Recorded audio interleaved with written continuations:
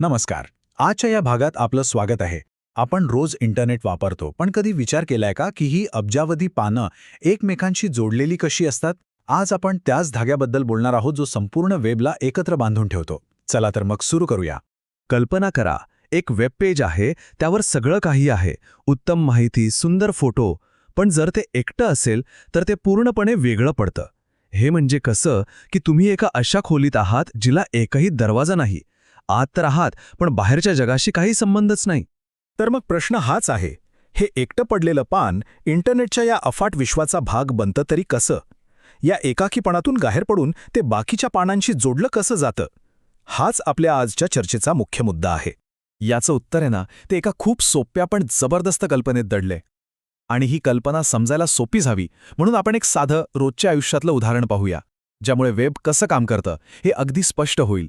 असं समजा की प्रत्येक वेब पेज म्हणजे एक वेगळी खोली आहे. आणि मग लिंक काय आहे? तर ती फक्त एका खोलीला दुसऱ्या खोलीशी जोडणारा एक दरवाजा आहे. बघा किती सोपी आणि सुंदर कल्पना आहे ही. आणि याच डिजिटल दरवाजाला आपण तांत्रिक भाषेत म्हणतो हायपरलिंक. सोप्या भाषेत सांगायचं तर ही एक डिजिटल जोडणी आहे जी आपल्याला एका क्लिकवर वेबवरच्या एका जागेवरून दुसऱ्या जागे घेऊन जाते. बरं, मग हे डिजिटल दरवाजे बनवतात कसे? त्यासाठी HTML मध्ये एक खास टूल वापरलं जातं. चला तर मग पाहूया हे टूल नक्की आहे तरी काय. तर हे आहे ते टूल अँकर टॅग. याला फक्त असं ए लिहितात. हा कोडचा एक छोटासा भाग आहे जो ब्राउझरला सांगतो की ऐक, इथे एक लिंक सुरू होते. आपल्या डिजिटल दरवाजाचा हाच तर पाया आहे. पण फक्त दरवाजा बनवून भागत नाही, बरोबर ना? तो दरवाजा उघडल्यावर जायचं कुठे हेही तर सांगावं लागेल. म्हणजे फक्त ए टॅग लिहून काम होणार नाही, त्याला एक स्पष्ट सूचना द्यावी लागेल. याला असं समजूया, ए टॅग म्हणजे आपलं साधन, म्हणजे आपला दरवाजा. आणि href ॲट्रिब्यूट म्हणजे काय? तर ती आहे सूचना, म्हणजेच त्या दरवाज्यावर लिहिलेला पत्ता.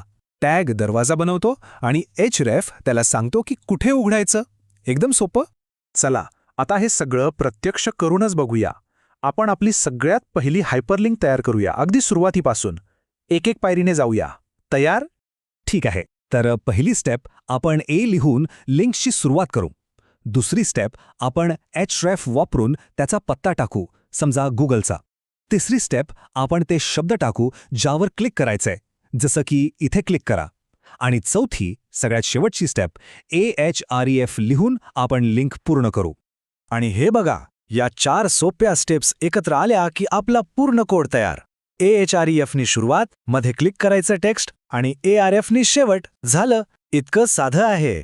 ओके, आता एका छोट्या टॅगवरून आपण मोठ्या चित्राकडे वळूया. जरा विचार करा, या एका साध्या छोट्याशा टॅगचा केवढा मोठा परिणाम झालाय. खरं सांगायचं तर आज आपण जे वर्ल्ड वाईड वेब पाहतो ना, ते अशा अब्जावधी नाही, खरं तर ट्रिलियन्स लिंक्सवर उभं आहे. प्रत्येक लिंक जणू एक धागा आहे जो माहितीच्या या प्रचंड जाळ्याला एकत्र विणतो. एकच साधी कल्पना जी अब्जावधी वेळा वापरली गेली आहे. तर मग आजच्या ह्या सगळ्या चर्चेतून लक्षात काय ठेवायचं? 1. ए टॅग हायपरलिंक तयार करतो. 2. href ॲट्रिब्यूट त्या लिंकला जायचं कुठे आहे हे सांगतो. 3. याच साध्या टॅगमुळे वेगळी पानं एकत्र येऊन एक जोडलेलं वेब तयार होतं. आणि 4. वेबवर फिरण्यासाठी हाच तर मूळ आधार आहे. आणि जाता जाता एक विचार, जर हा एक साधा टॅग वेबचा पाया असेल तर मग ह्या इमारतीची पुढची वीट कोणती असेल? वेबचं भविष्य कसं असेल? नक्की विचार करा.